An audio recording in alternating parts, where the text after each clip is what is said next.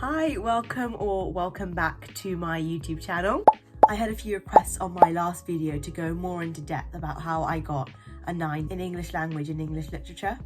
For reference, I did GCSE and Excel, and that's a little bit different from other exam boards because we have coursework. So I think I'm going to split this video into two parts. I think the first half will be English literature, including the coursework for English literature. The second half will probably be English language, where I also go over the coursework for that. I'll also link my non-fiction text analysis for English language in the description box below, so do click on that to find more grade 9 analysis that I used.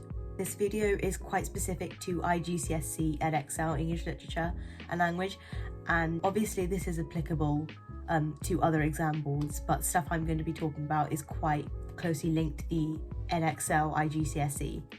So if you're doing the IGCSE EdXL, you know that the first question is usually a 20 marker on unseen poetry. I think the main way to revise for this is honestly practice. What I used to do is I had a book where I wrote down different types of lengths of poems, and I wrote down the names of a certain number of lines, and you can count them and you can kind of refer back to your notes in your head. In a book, what I did was I wrote down all the things I needed to look for while I was reading the unseen poetry for the first time, and then I had a mental note of these things in my head, so I would kind of tick it off one by one as I would read the poem.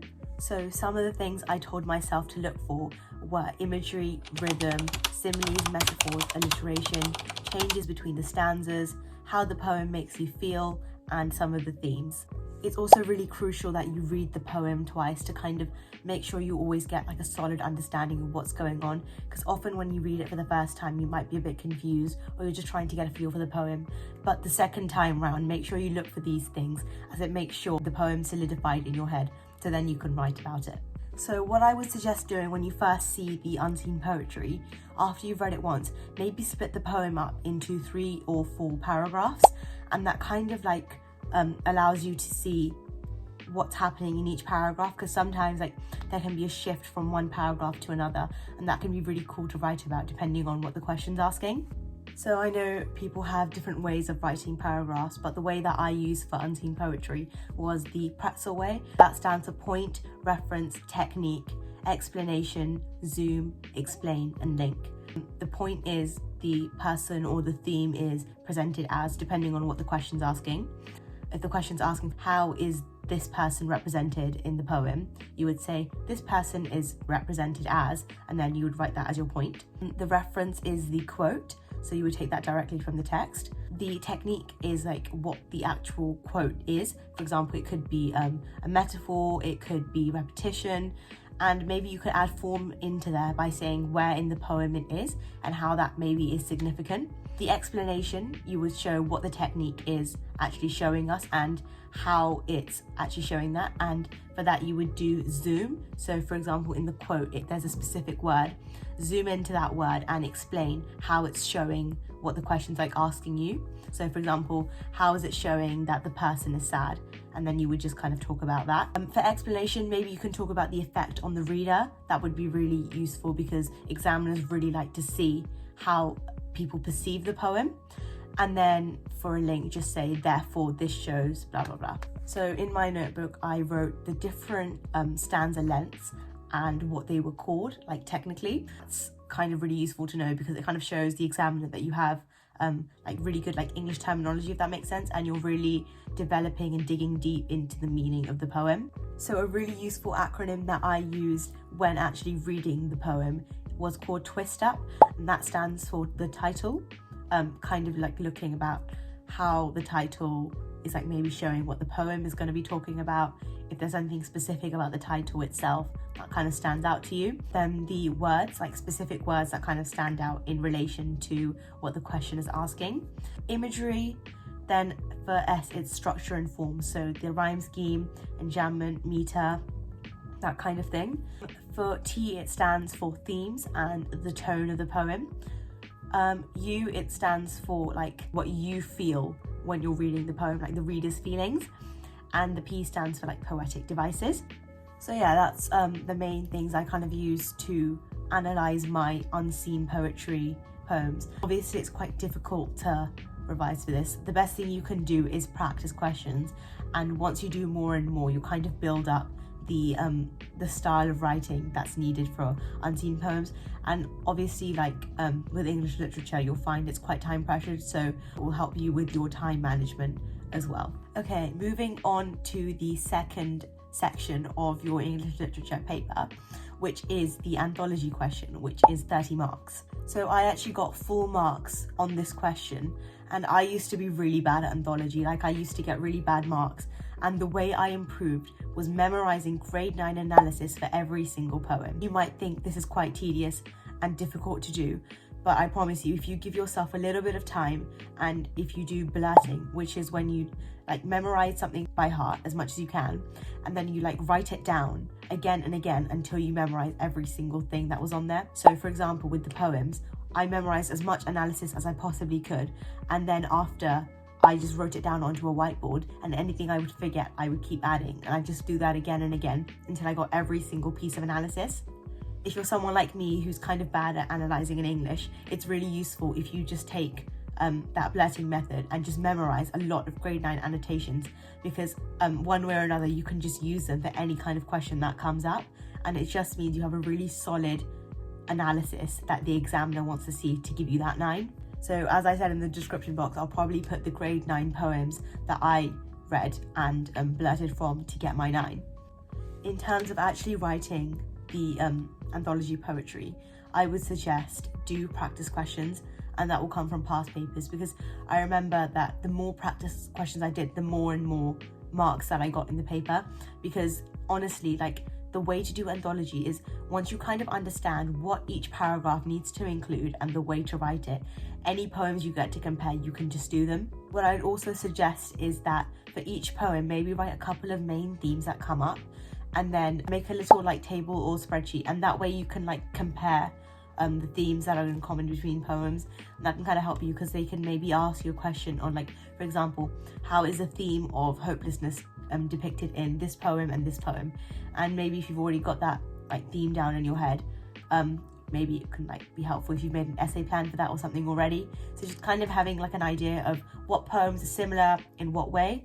I remember one of the essay plans that I made, and I'd actually done a practice question on this before my exam. It actually ended up coming in my actual exam. That was really useful because I already had an idea of what to say.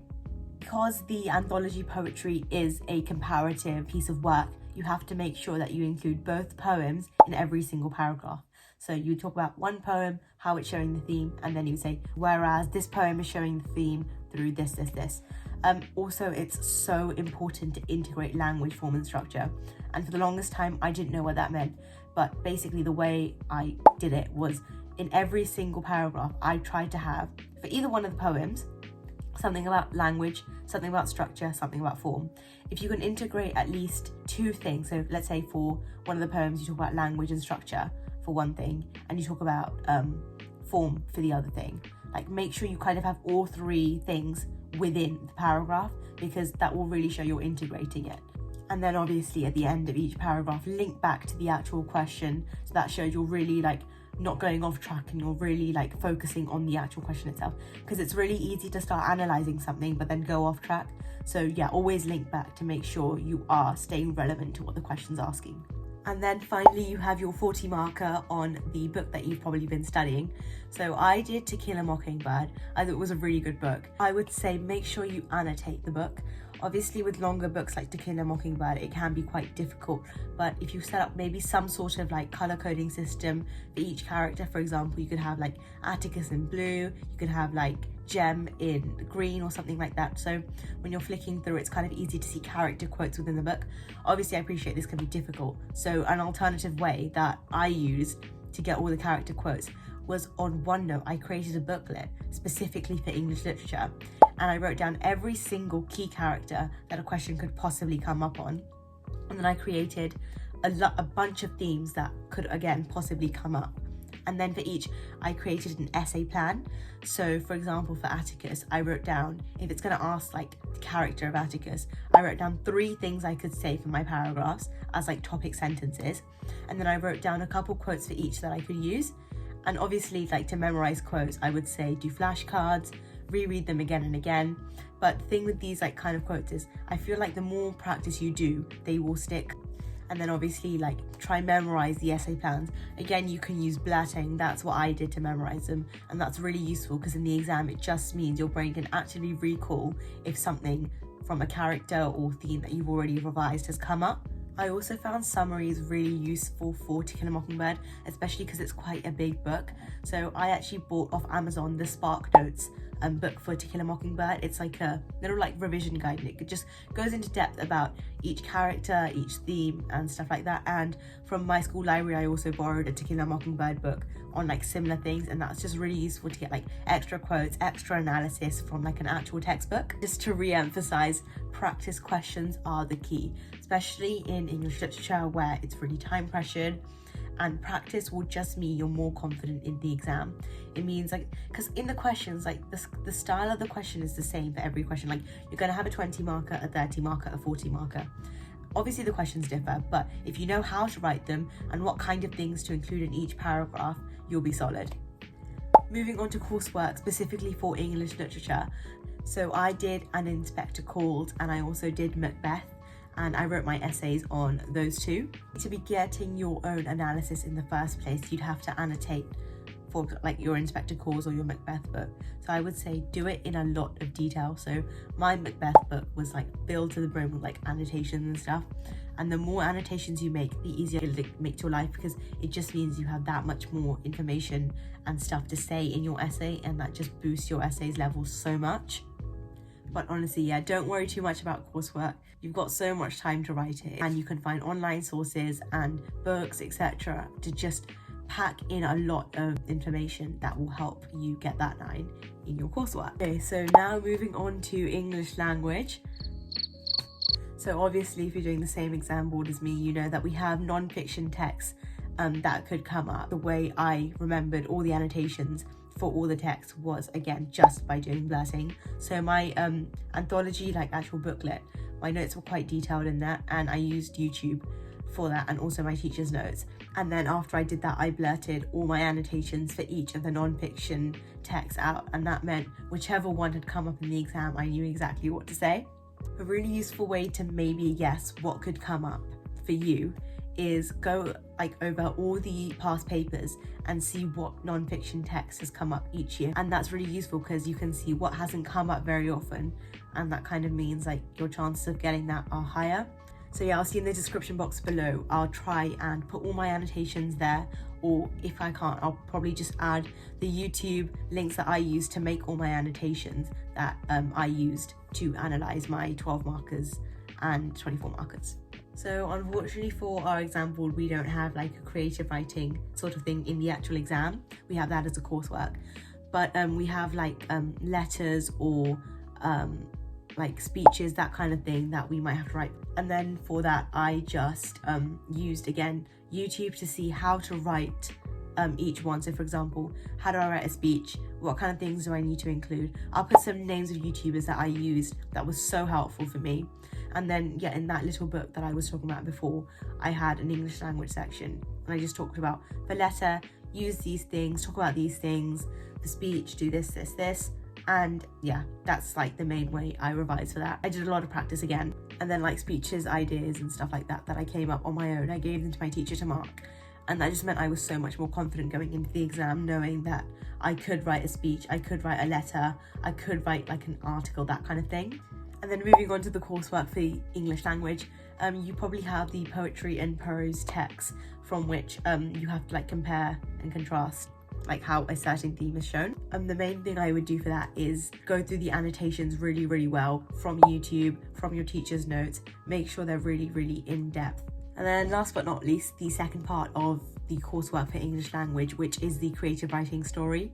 So I actually quite enjoyed doing this. It's really nice, you have like free reign to do kind of whatever you want. So the story I picked, I came about it by actually using inspiration from the world around me. So mine was based off like reflections and a girl like kind of growing to love herself through her reflection, if that makes sense. It was a bit cheesy, but it was good. Yeah, I would say like a story with a deep meaning is really good. I think examiners kind of like that. Like, obviously you can do whatever you want, but I feel like a story with a deep meaning is really impactful and powerful, and that just stands out a little bit more. Don't plagiarize, but what you can do is you can ask ChatGPT for some ideas, pack it in with a lot of imagery, maybe you can add some speech, change the paragraphing length to make it more interesting. You can have like a one-word paragraph, so that kind of thing. Like when you're writing a creative writing story, just try and make it as interesting as possible. Don't make the storyline too complicated because it is a short story, but yeah, keep it interesting, keep it succinct, and yeah. So that is it for today's video. I hope that was helpful in helping you revise for English language and English literature. If you have any questions regarding this, or if you want to see any other videos more in depth about any of my GCSE subjects, do let me know in the comments below. Remember, in the description box I will add timestamps of this video and also grade 9 analysis stuff that I used and blurted out to get 4 9s. Remember, don't worry about your mocks and your actual GCSEs. English, as daunting as it may seem, honestly only takes practice to get those 9s. Like, I didn't do very well in my mocks in January last year, and I was really stressed out for English. But then it was after that point where I really started putting in the effort in English, making sure I remembered all that grade 9 analysis, making sure that I was doing a lot of past papers and using my teachers to mark them, and you will be great. So don't stress. Good luck to all you taking exams, and I will see you in the next video.